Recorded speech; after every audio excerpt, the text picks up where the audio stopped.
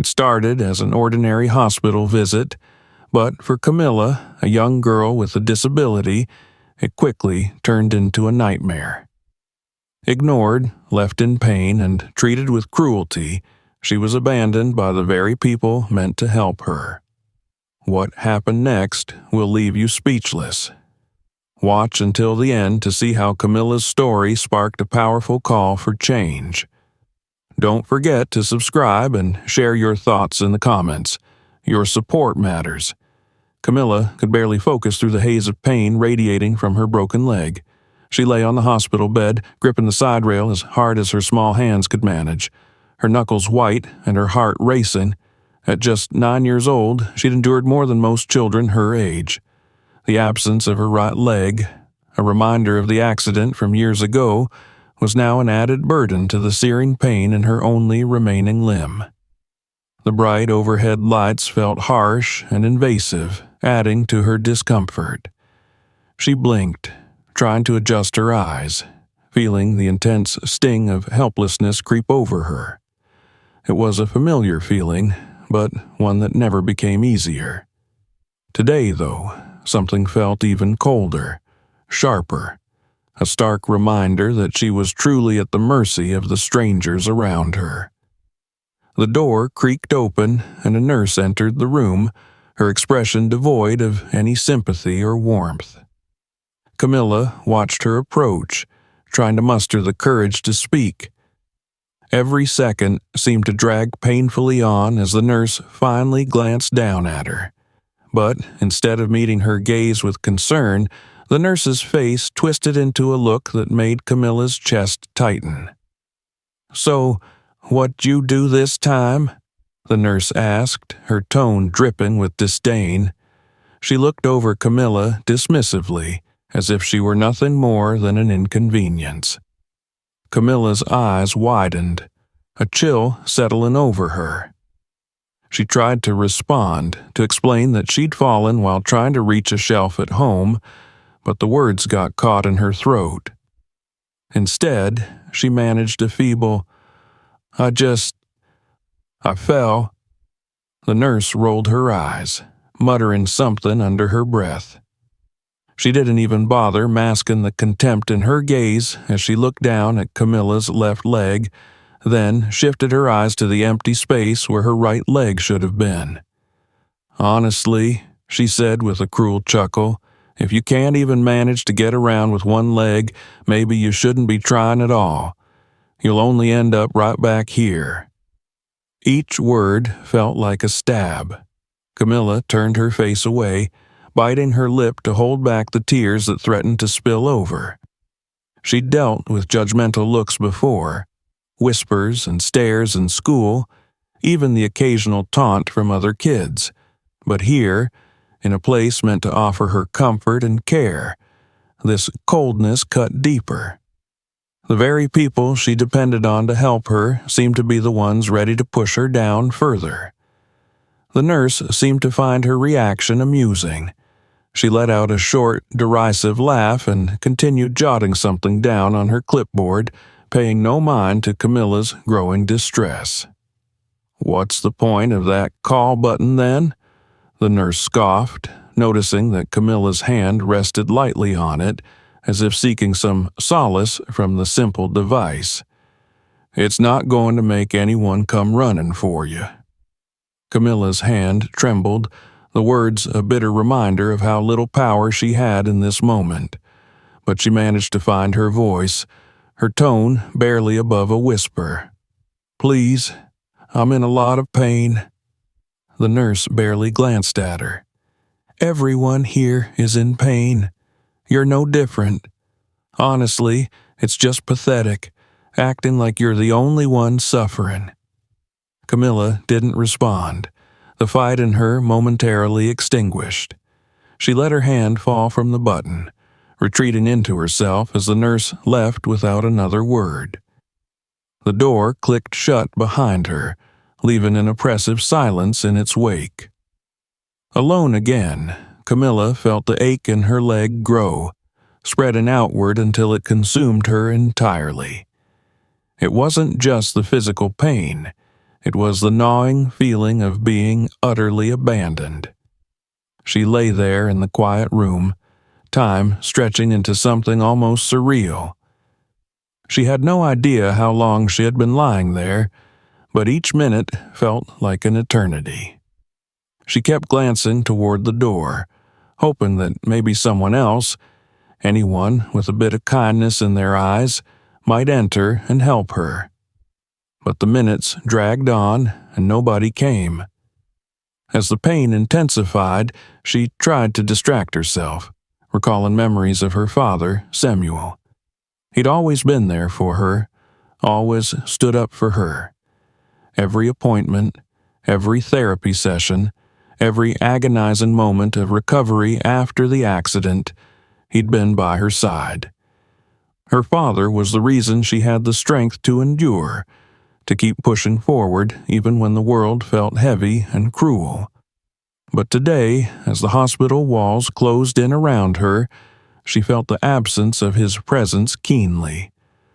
The thought of his warm, reassuring smile was her only source of comfort, her only lifeline in this harsh and indifferent environment.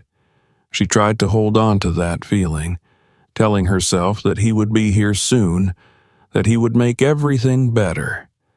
In the dim quiet of the room, Camilla's pain blurred into a strange sense of detachment.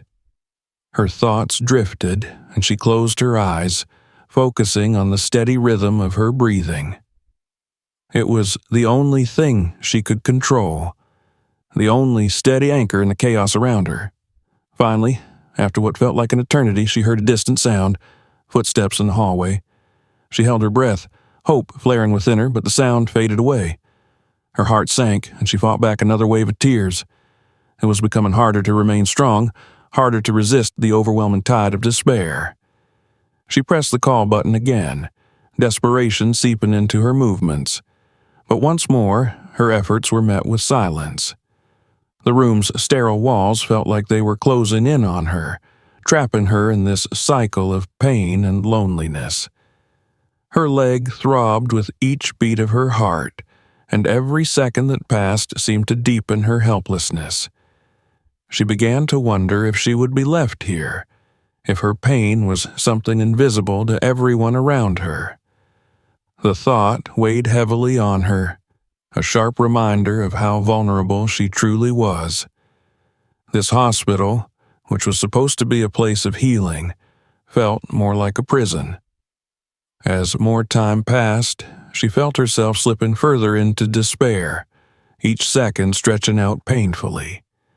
Just when she thought she couldn't bear another moment, she heard the familiar sound of the door opening again.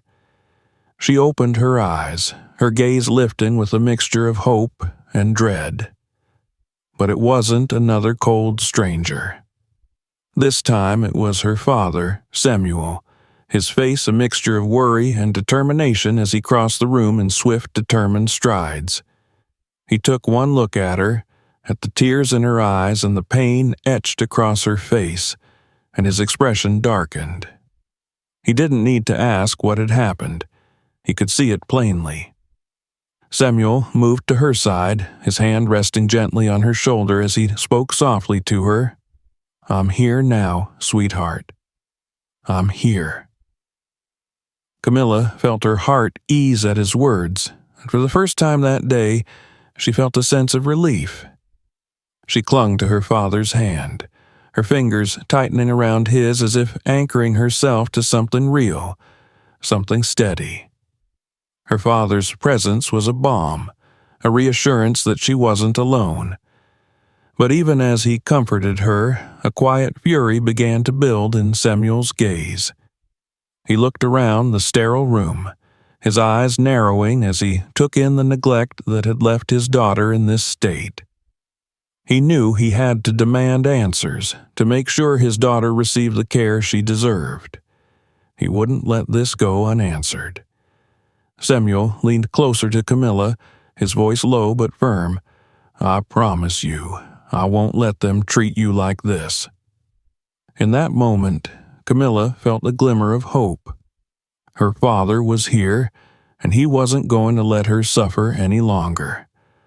The cold, unforgiving world of the hospital faded away, replaced by the warmth of his unwavering love. And for the first time since she'd arrived, she believed that everything might just be okay.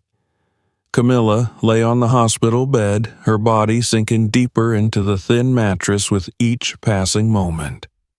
The pain in her broken leg throbbed relentlessly, seeming to pulse in time with her heartbeat. She squeezed her eyes shut, trying to block out the discomfort, but it only seemed to intensify in the silence of the room.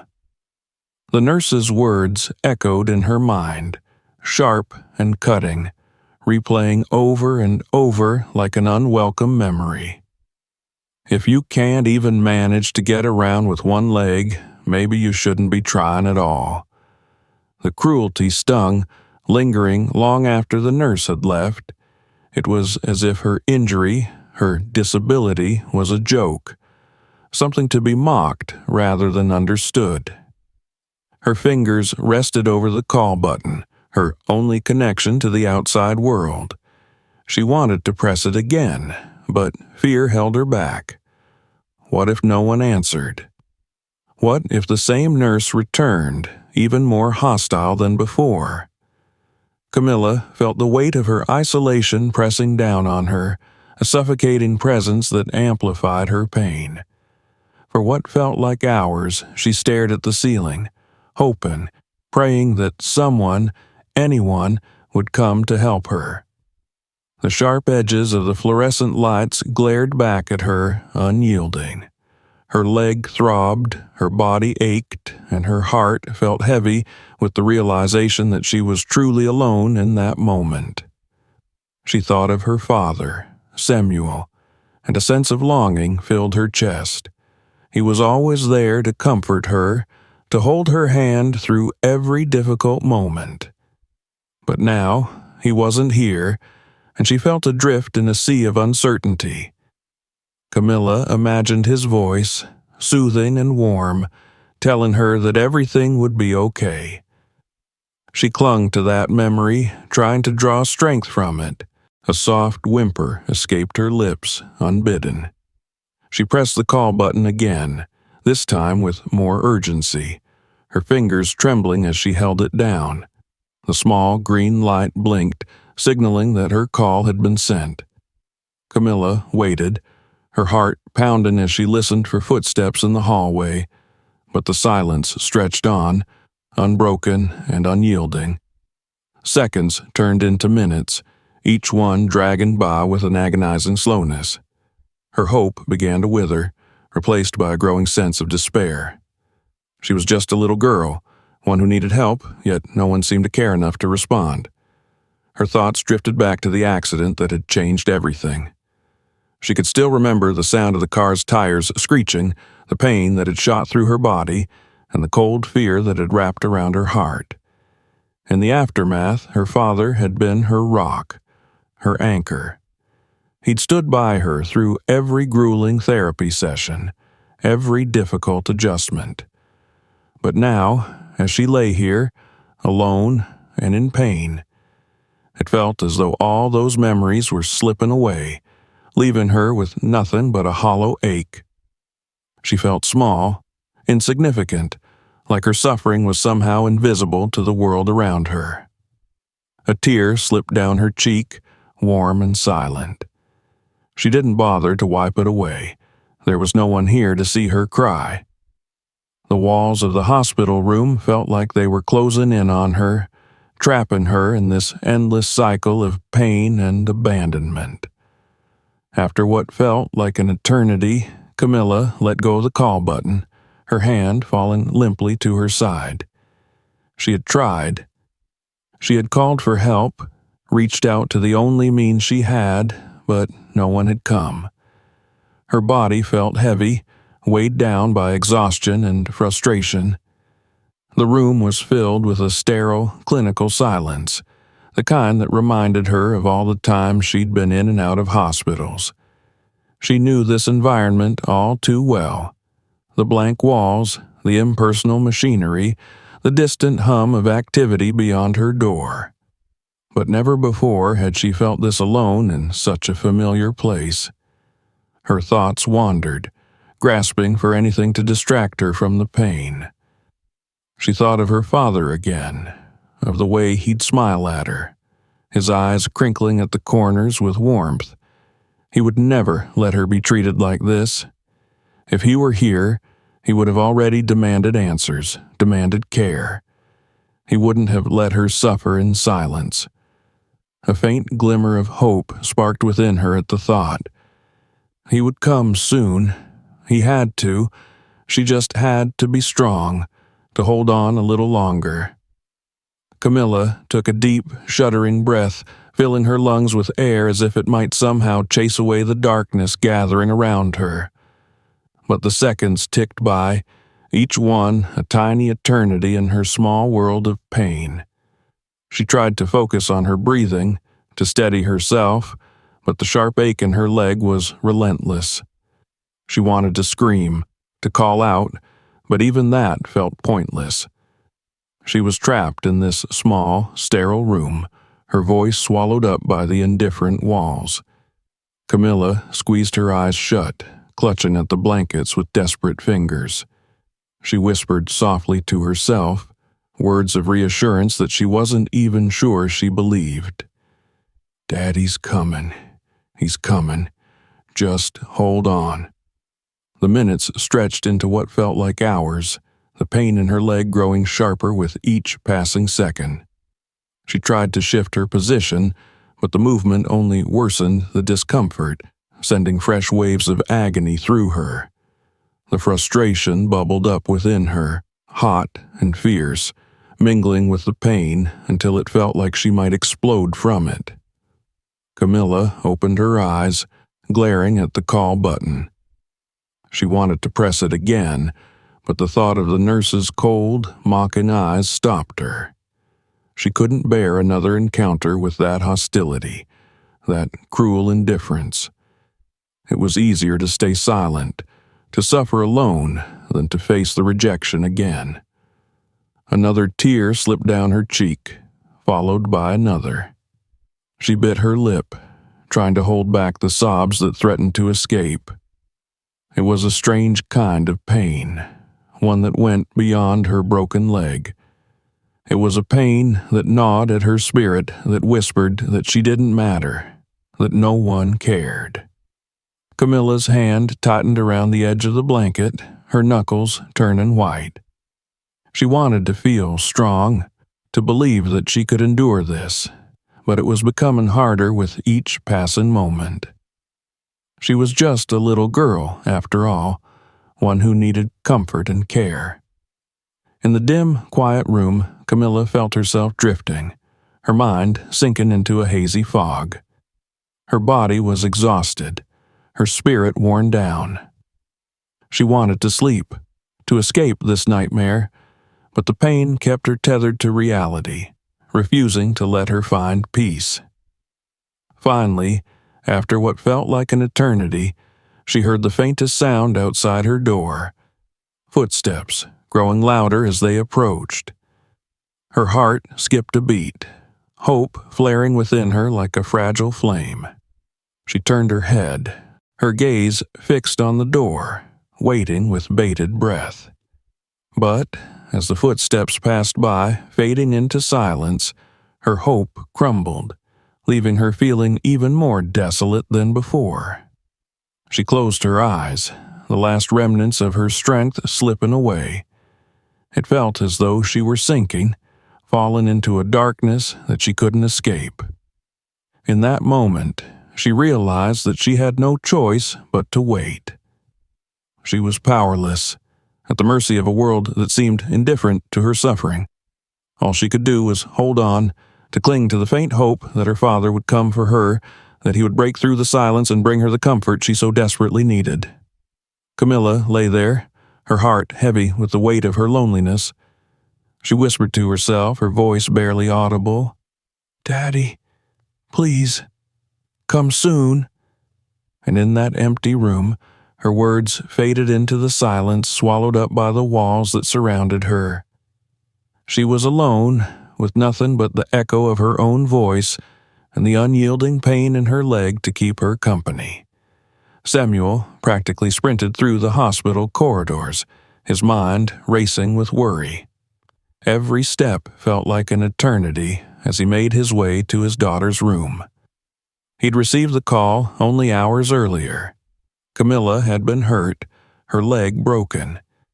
The idea of his little girl suffering filled him with a helpless dread, a feeling he hadn't experienced since the accident years ago that had taken her leg.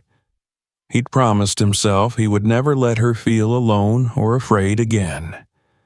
And yet, as he approached her room, a terrible sense of foreboding weighed on him. He burst into the room, eyes scanning for her immediately.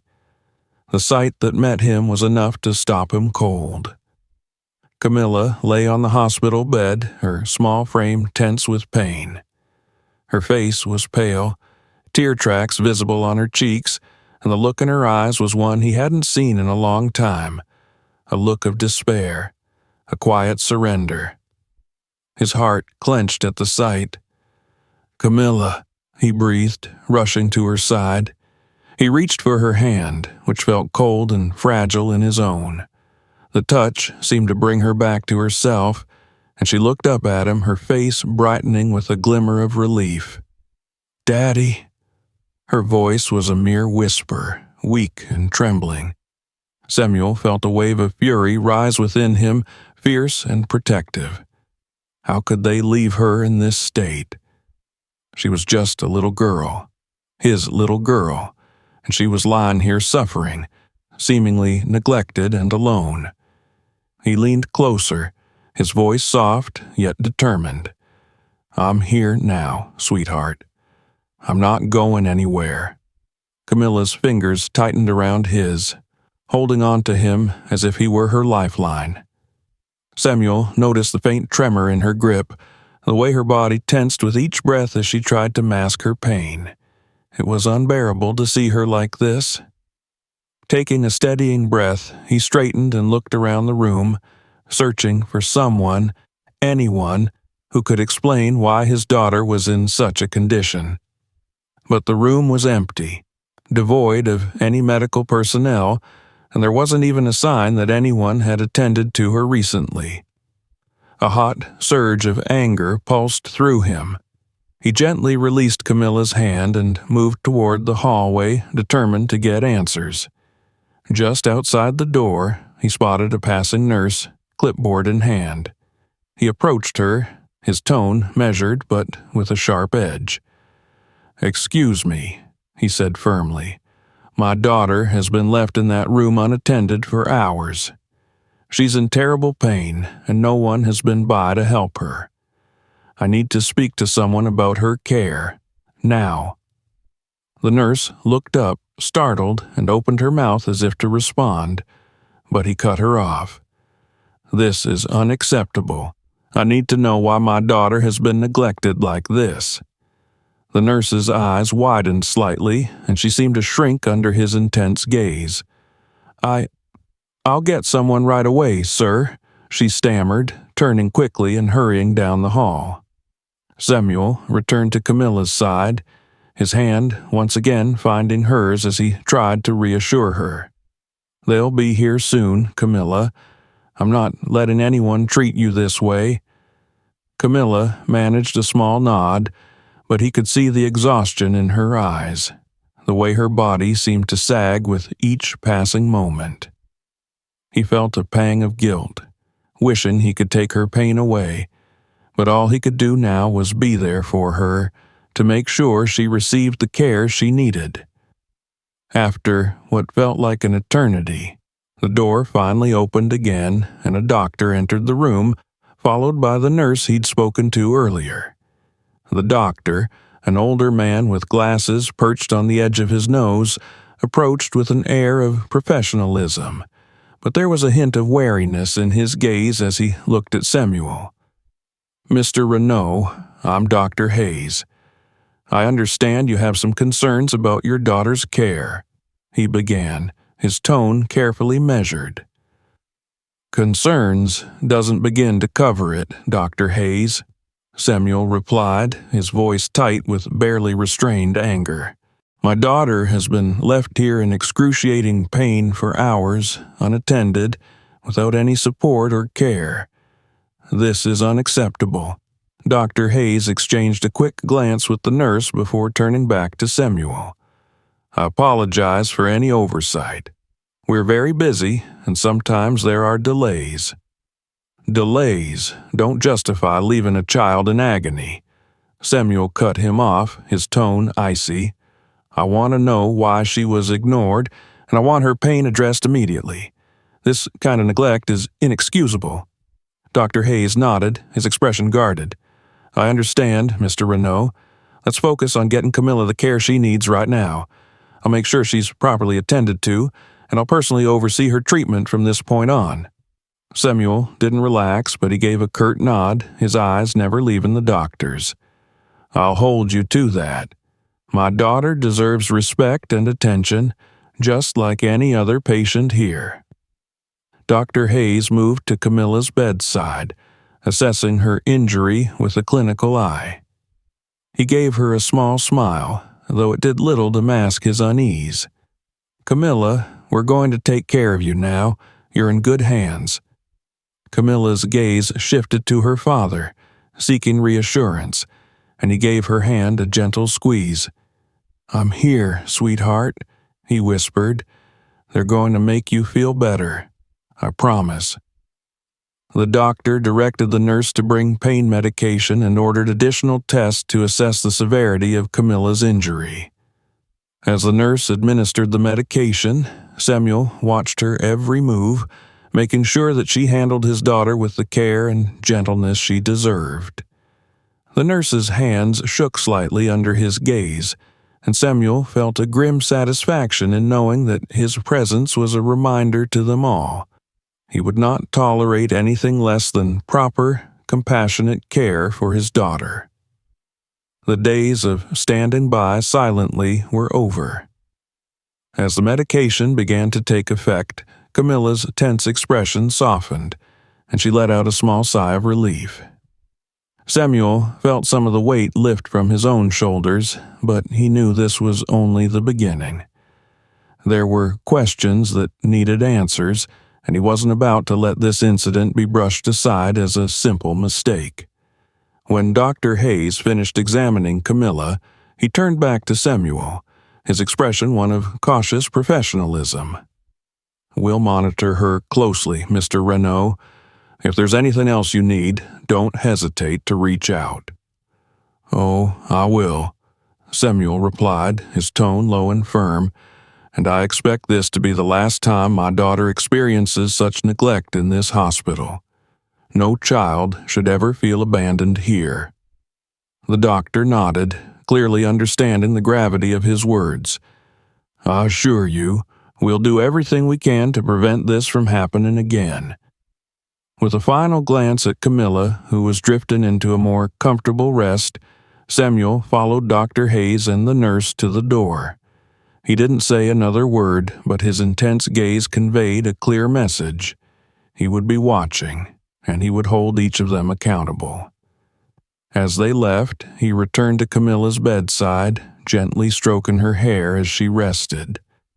The anger still simmered within him, but for now he focused on being there for his daughter.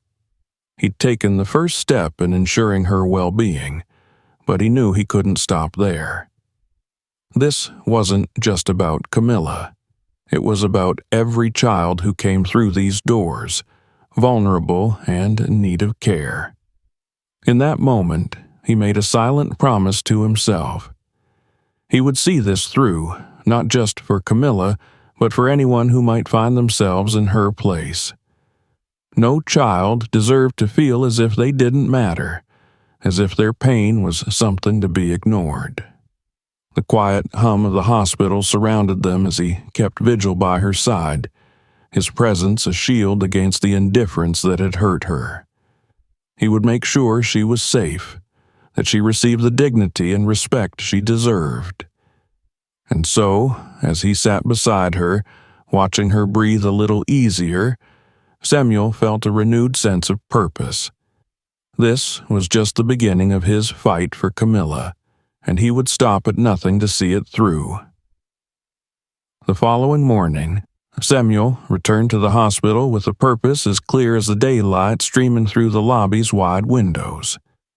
The night had passed in a fog of worry and determination, his thoughts consumed by the image of Camilla's tear-streaked face and the cold indifference she'd endured.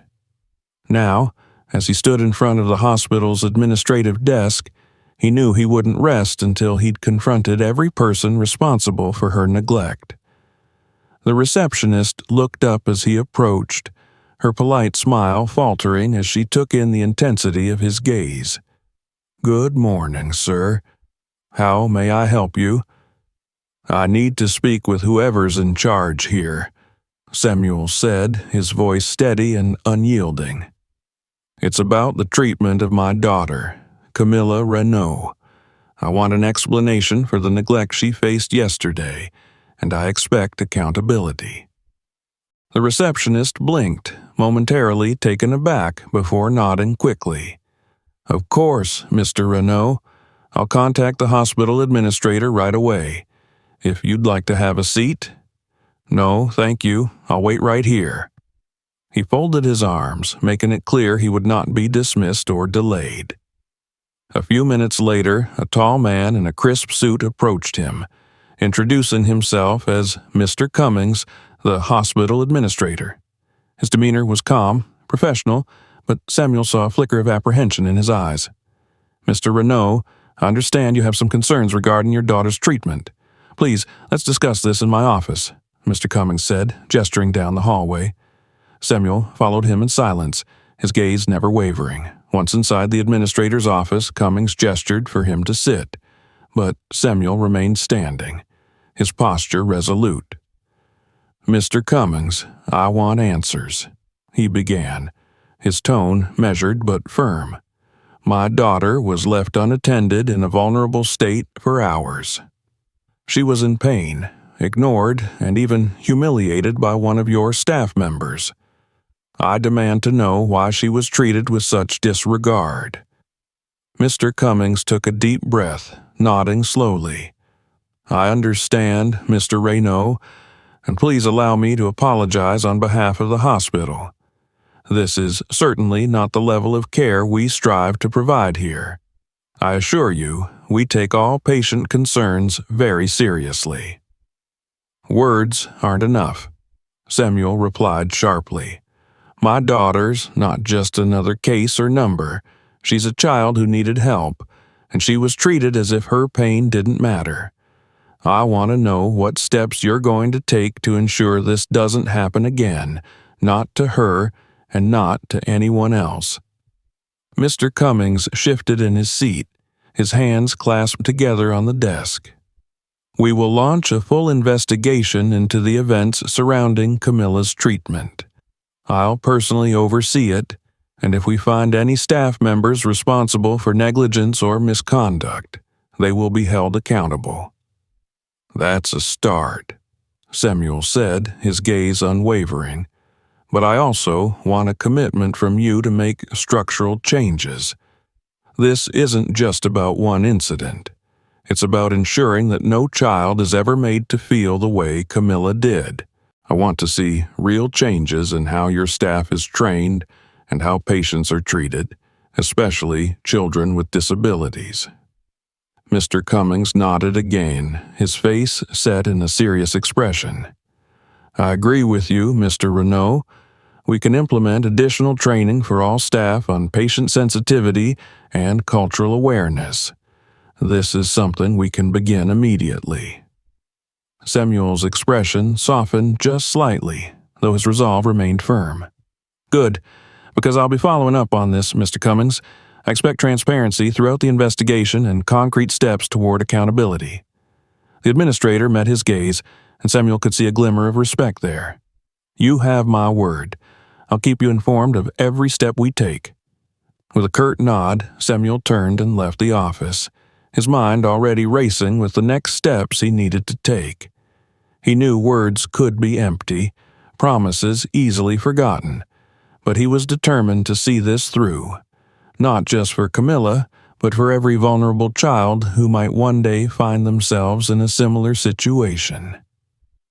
As he made his way back to Camilla's room, he felt a renewed sense of purpose. He would not let this hospital, or anyone within it, forget what his daughter had endured.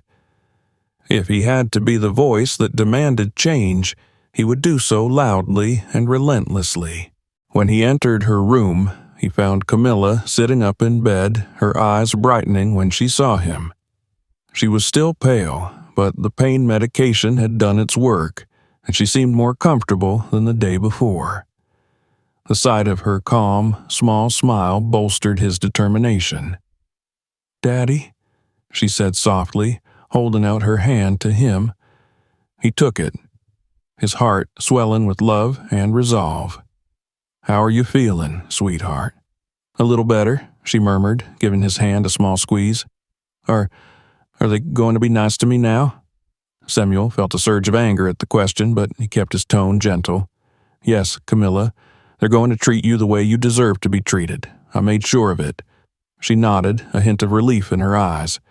"I knew you'd make it better, Daddy." He smiled, brushing a stray curl from her forehead. "You're so brave, Camilla, and I'm so proud of you. You know that, right?" Her gaze softened and she nodded, leaning into his hand. "I know. You always tell me." They sat in comfortable silence for a few moments, the stillness broken only by the soft hum of the machines around them. Samuel felt a sense of peace, knowing that, at least for now, she was safe, cared for, and surrounded by love. But his work was far from over. The investigation had to be thorough, the training implemented, and every step needed to be monitored closely. He was already planning his next moves, envisioning the measures that would make sure no child, especially those with disabilities, would ever face such indignity and neglect within these walls. Later that day, Mr. Cummings followed through on his word, assembling the hospital's senior staff to review the incident and plan the steps forward. He introduced a policy for sensitivity and cultural training, aiming to ensure that each member of the staff understood the importance of compassionate care, especially for vulnerable patients. Samuel was invited to observe the initial meeting, a move that both surprised and reassured him. Standing at the back of the room, he listened as Mr. Cummings addressed the staff, outlining the investigation and emphasizing the changes that would be implemented. The administrator didn't mince words.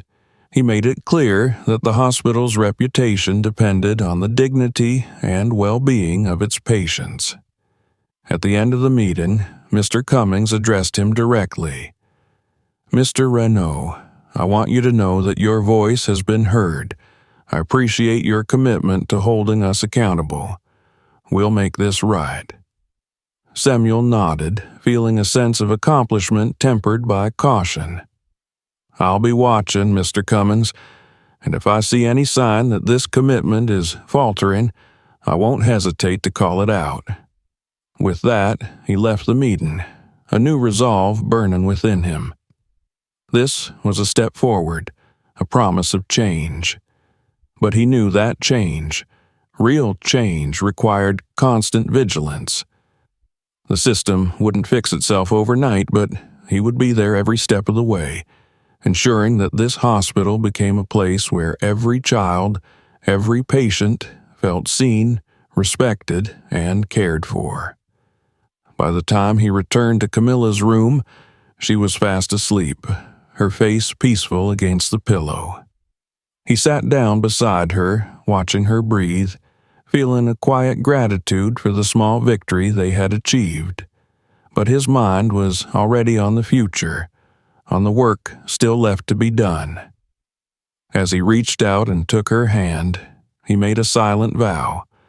He would keep pushing, keep fighting, until he had done everything in his power to protect her and others like her.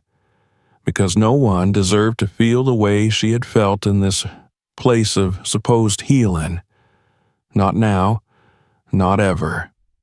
And with that promise echoing in his heart, Samuel settled into the chair beside her bed, his presence a steady, protective force against the cold world outside.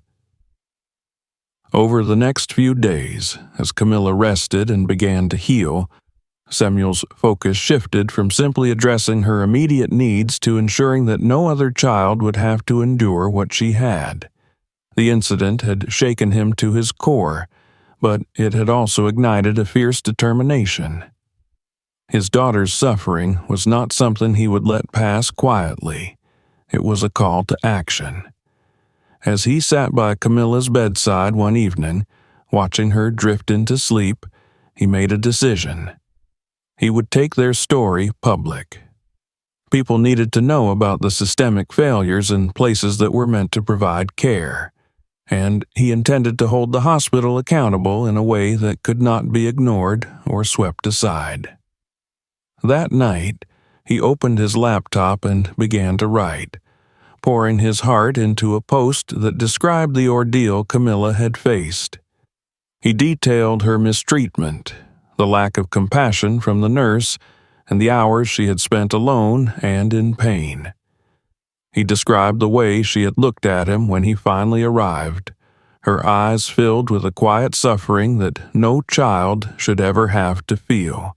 Samuel read over his words, his chest tight with a mixture of anger and resolve. He wasn't just writing for Camilla. He was writing for every child who had ever been ignored, every family who had felt helpless in the face of negligence. He knew that this story needed to reach as many people as possible, that awareness was the first step toward real change. With a final, determined click, he posted the story on his social media accounts, adding a plea for support and for others to share the message. He ended the post with a promise that he would not rest until changes were made, that he would fight to ensure that no other child would experience what Camilla had. Within hours, the post began to gain traction. Comments flooded in, words of support and outrage from friends, family, and strangers alike. People shared their own experiences, stories of neglect and indifference within the healthcare system, and messages of solidarity for Camilla. The response was overwhelming, a groundswell of empathy and shared frustration that filled him with renewed hope. By morning, local news outlets had picked up the story. Journalists reached out to Samuel, asking for interviews, wanting to understand the full scope of what had happened to Camilla. He agreed, knowing that the visibility would only help their cause. He sat down with a local reporter later that day, recounting the story with a quiet but unmistakable intensity. The reporter listened carefully, her pen moving swiftly across the notebook as he spoke. "This isn't just about my daughter," he explained, his voice steady but filled with conviction. "It's about every child who comes into a hospital needing care and compassion. It's about the kind of world we want to create, where no one, especially children, feels invisible or dismissed. This hospital failed my daughter, and I won't rest until they make changes." The reporter looked up, meeting his gaze with an expression of admiration. "Mr. Renaud, thank you for sharing this. I think people will be moved by your story." He nodded, hoping that she was right. He had put everything on the line by going public, but he knew it was a risk worth taking. If this story could reach even a handful of people who would stand with him, then they could begin to make a difference. In the days that followed, the story continued to spread. It appeared on television news segments, radio programs, and online news sites. The public reaction was swift and unrelenting. People demanded answers, flooding the hospital's social media pages with comments, questioning how such a thing could have happened and what would be done to prevent it in the future. Outside the hospital, groups of supporters began to gather, holding signs that read "Justice for Camilla" and "Compassion in Healthcare." They called for the hospital to implement reforms, chanting slogans that echoed through the halls.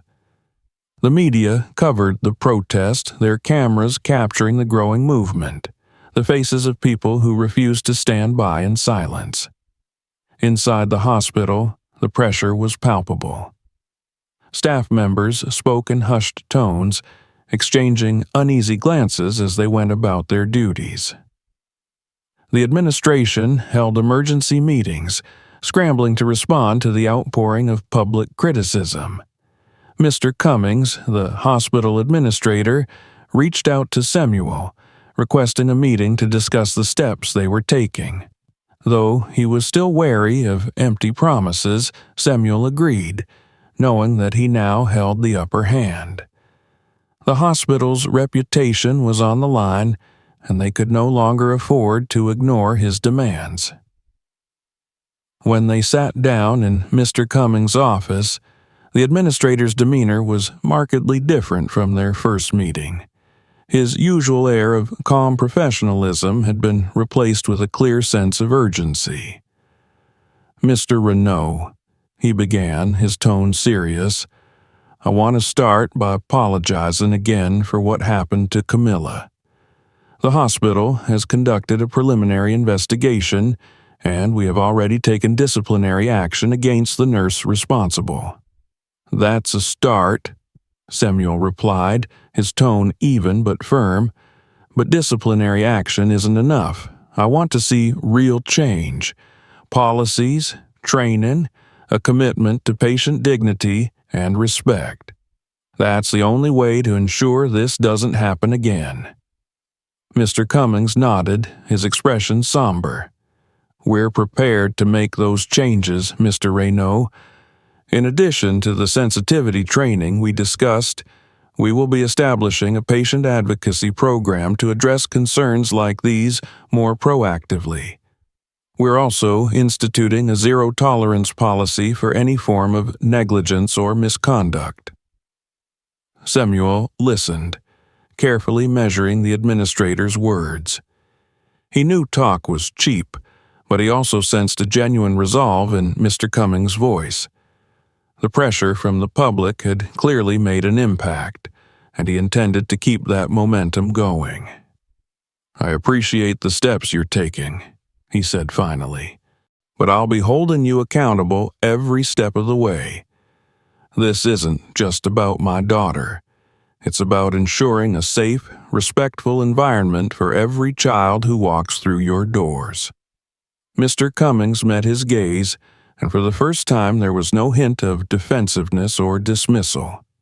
"I understand, Mr. Renaud, and I want to assure you that we are fully committed to making this right." After the meeting, Samuel felt a sense of cautious hope. He knew there was still work to be done, but the hospital's willingness to engage in dialogue and take concrete steps was a victory in itself. The public support had been instrumental, a powerful reminder of the strength that came from standing together for a common cause. As he returned to Camilla's room, he was greeted by the sight of her smiling up at him, her face brighter and more relaxed than he'd seen in days. "Daddy, did they listen to you?" she asked, her voice filled with a mixture of hope and curiosity. He knelt beside her, brushing a stray curl from her forehead. "Yes, sweetheart. They're listening, and they're going to make changes. Not just for you, but for every child who needs help." She nodded, a contented look in her eyes. "I'm glad," she said softly. Maybe other kids won't have to feel like I did." His heart swelled with pride at her words, and he felt a renewed sense of purpose.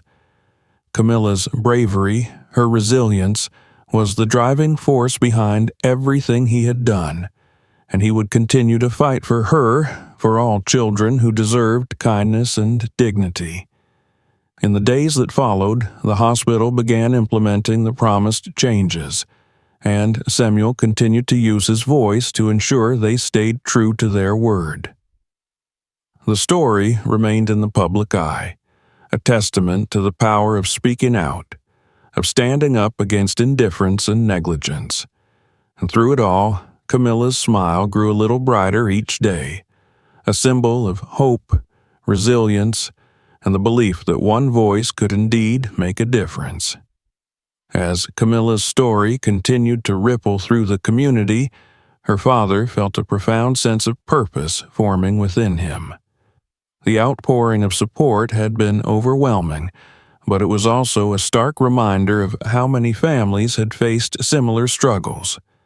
Messages flooded in from parents whose children had endured neglect or indifference in healthcare settings, each one echoing a familiar pain.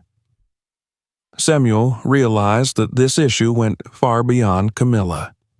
It was a systemic problem, one that needed a dedicated response. Sitting beside Camilla one afternoon as she drew quietly in her sketchbook, he mulled over his ideas, a plan slowly taking shape in his mind.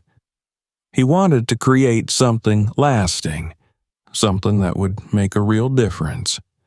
A foundation dedicated to the rights of children with disabilities, a place where families could find the support and resources they needed, where they wouldn't have to face such battles alone.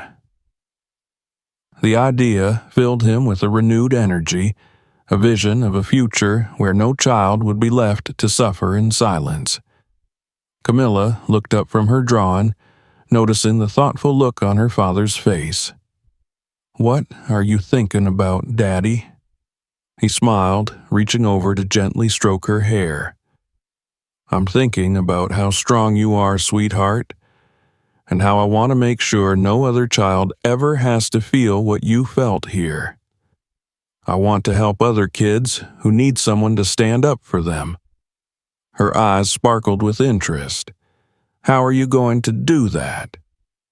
"I'm going to start something," he explained, feeling the weight of his commitment settle over him.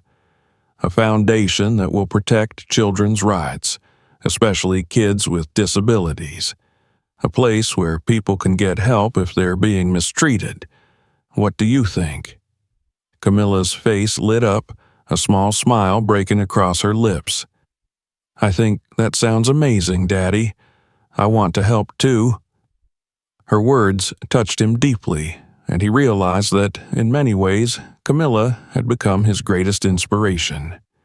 He reached over, taking her small hand in his. "Then we'll do this together, Camilla. We'll make a difference." The next day, he set to work, reaching out to community leaders, advocates for disability rights, and families who had shared similar experiences. The response was immediate. There was an undeniable need for an organization that would take on the fight for respect and dignity in healthcare for children with disabilities. As he shared his plans, he found that support came from all corners, from parents, educators, healthcare professionals, and even some of the hospital staff who wanted to contribute to the cause. Within a few weeks, the foundation began to take shape. He named it the Camilla Foundation in honor of his daughter, a testament to her strength and resilience.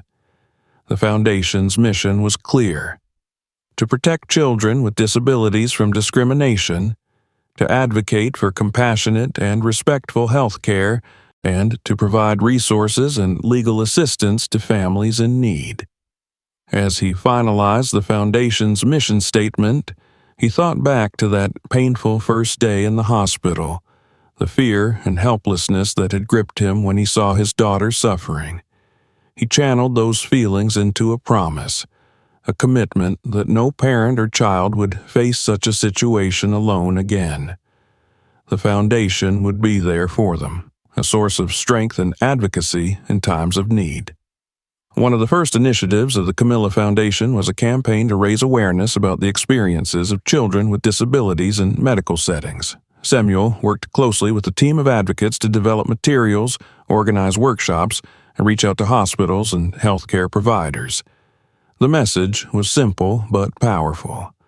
Every child deserves compassion, dignity, and respect. Through public service announcements, community events, and social media outreach, the campaign began to spread, inspiring discussions about inclusion, empathy, and the need for systemic change. Camilla, though still recovering, took great pride in her father's work. She would often sit by his side as he reviewed emails and organized meetings, her presence a reminder of why this work was so important. She asked questions, wanting to understand everything, and he patiently explained the Foundation's mission, the ways they could help others, and how her experience would inspire change. One evening, after a particularly busy day, she looked at him with a serious expression. "Daddy, do you think other kids will get help now?" He nodded, his heart swelling with pride. "Yes, Camilla. Because of you, they will. You're giving them a voice, a chance to be heard, and I'm going to make sure that voice is loud enough for everyone to hear." She smiled, a look of quiet determination in her eyes. "Then I want to keep helping. Maybe one day I can work for the Foundation, too." He hugged her tightly, his voice thick with emotion. "You already are, sweetheart. You're the reason this foundation exists." In the weeks that followed, the Camilla Foundation continued to grow, its reach expanding beyond their community to neighboring cities and even across the state. More families reached out, sharing their stories, expressing gratitude, and joining the movement for change. The foundation provided a network of support, connecting families with legal aid, mental health resources, and guidance on navigating the healthcare system.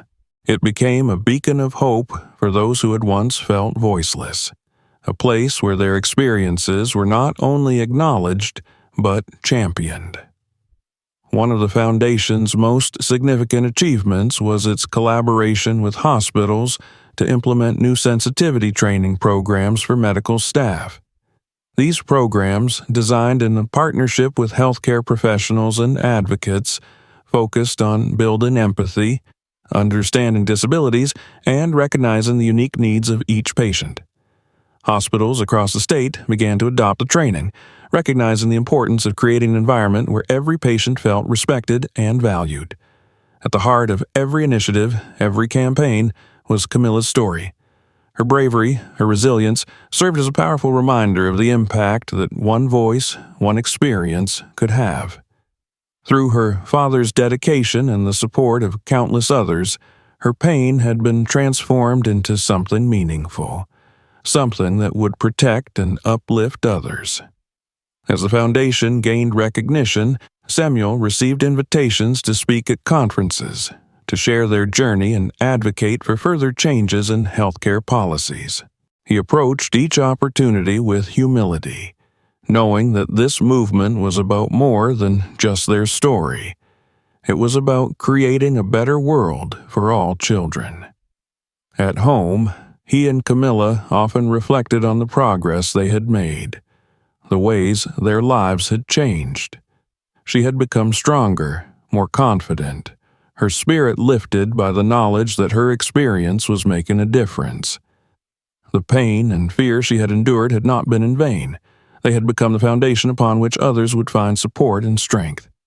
One evening, as they sat together on the porch, watching the sun dip below the horizon, Camilla looked up at him, her eyes filled with gratitude. "Thank you, Daddy," she whispered, resting her head against his shoulder. He wrapped an arm around her, pulling her close. "Thank you, Camilla. None of this would have happened without you. You're my hero." They sat in comfortable silence, the weight of their journey settling over them like a gentle warmth. The foundation they had built was more than an organization. It was a legacy, a promise that no child would ever be left to suffer in silence again.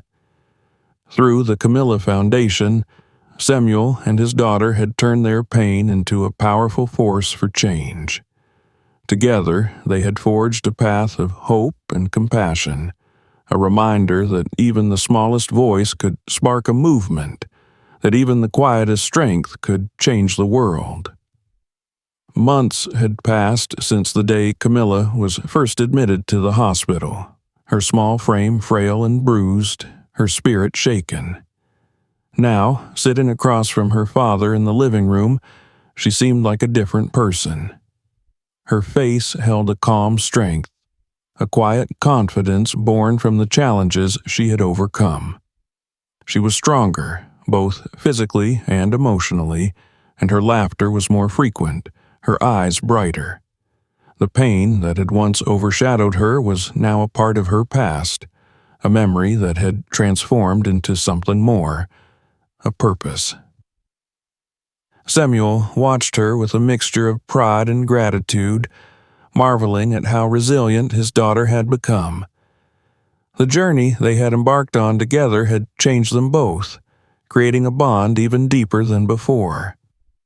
The Camilla Foundation had grown rapidly, drawing support and recognition from across the country.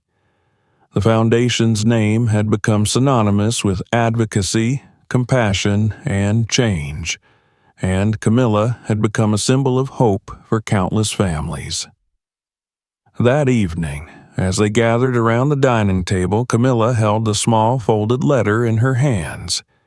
She had received it in the mail earlier that day, addressed to her by a girl named Elena.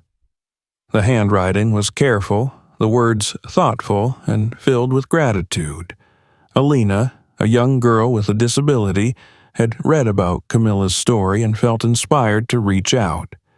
She spoke about the challenges she faced, the fears she had, and how Camilla's story had given her strength. Camilla read the letter aloud, her voice soft but steady, and as she finished, she looked up at her father with a smile. "She says I'm her hero, Daddy," Camilla whispered, her eyes shining with pride. Samuel reached over, placing a gentle hand on her shoulder. "You are, Camilla. You've shown people what it means to be brave. Because of you, kids like Alina know they're not alone. You've given them a voice." Camilla nodded, a thoughtful look crossing her face. "I want to keep helping, Daddy. I want other kids to feel safe and strong, just like I do now." Her words filled him with a profound sense of purpose. They had accomplished so much together, but there was still work to be done. There were still children who needed protection, families who needed support, and hospitals that needed reform. The Camilla Foundation was only the beginning. "Then we'll keep going," he said, his tone resolute. "We'll keep fighting, keep speaking up, and make sure that every child feels safe, respected, and valued." The next few weeks were a whirlwind of activity. The Foundation's reach continued to expand, drawing in families, advocates, and even healthcare professionals who believed in their mission. Camilla often joined him at events, her presence a reminder of the impact that one voice could have. She would stand by his side, listening intently as he spoke to audiences about the importance of compassion and respect in healthcare. Sometimes she would share her own story, her words simple but powerful, each one carrying the weight of her experience and her resolve. At one event, a woman approached them after the speech, her young son by her side. The boy was in a wheelchair, his face filled with wonder as he looked at Camilla. She smiled at him, reaching out to shake his hand, and he beamed, a look of admiration lighting up his eyes. "Thank you," the mother said, her voice thick with emotion. "You've given us hope. My son, he's been through so much, and knowing that there are people like you fighting for him means everything." Camilla's face softened, and she gave the boy a gentle smile. "You're really brave," she told him, her tone filled with warmth.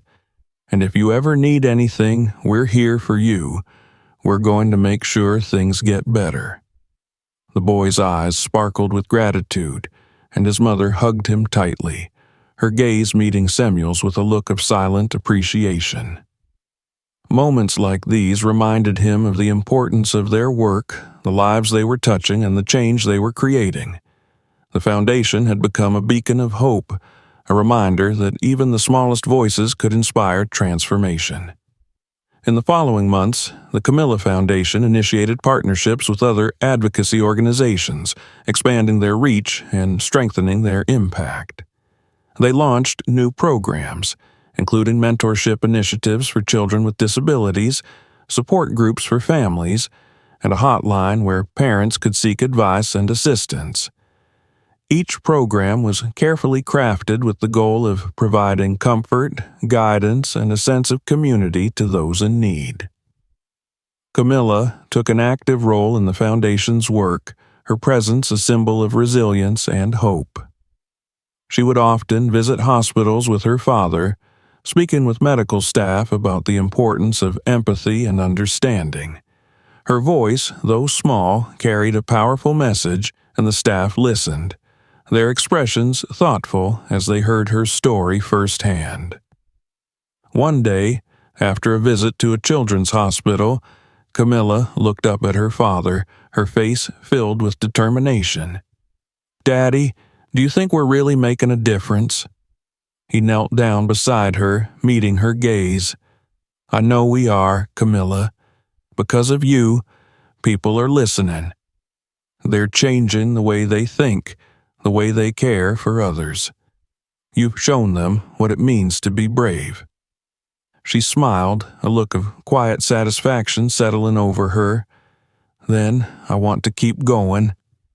I want to help as many people as we can." And so they continued, working side by side to create a world where compassion and respect were at the heart of every interaction.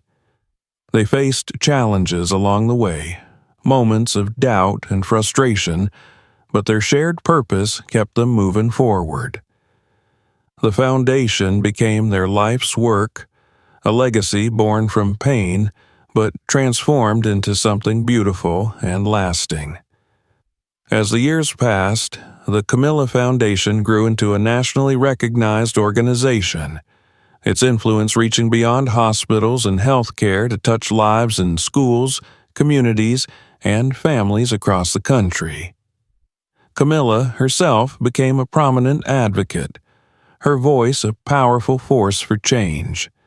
She spoke at conferences, led workshops, and inspired countless children to believe in their own worth, to demand respect and kindness in all areas of their lives. Through it all, Samuel remained by her side, watching with pride as his daughter blossomed into a leader, a symbol of hope for those who needed it most. He saw in her the strength and courage that had carried them through their darkest days, and he knew that together they had created something that would endure long after they were gone. One evening, as they sat together on the porch, watching the sun dip below the horizon, Camilla turned to him, her face filled with a peaceful happiness. "Daddy," she said softly, "thank you for everything, for being there, for believing in me, for fighting for me." He reached over, taking her hand in his. "Thank you, Camilla. You're the reason I was able to do all of this.